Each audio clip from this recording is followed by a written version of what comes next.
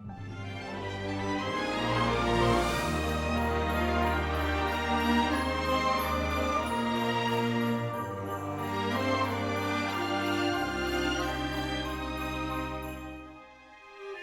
I would ask you this question during this time and this week.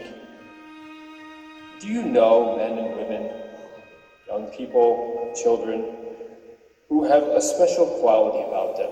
Maybe there's something about them that you just see and you just think, wow, that's something different. It seems to be that there's a grace there.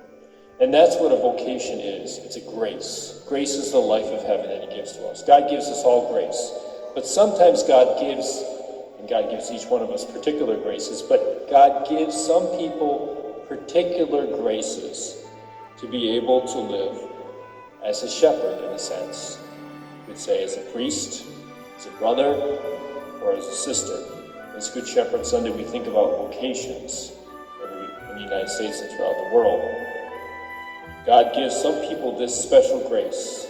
We can nurture that in them as we see it. Maybe just saying a word here or there, continue to encourage them in this and encourage them if they begin to pursue that life.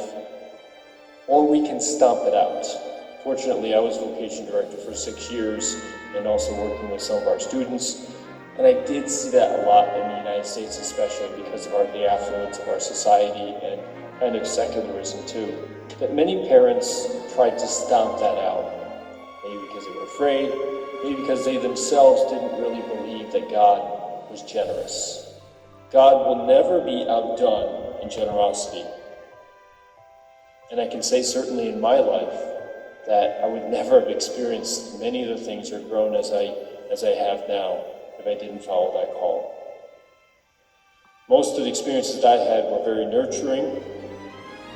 My parents didn't push me into this life, but they certainly nurtured that and were open to that. And that's very, very important for a vocation.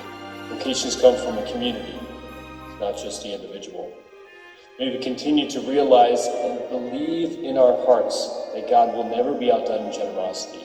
That if people desire and have that gift to be able to give themselves totally for a community, that we should encourage that with faith.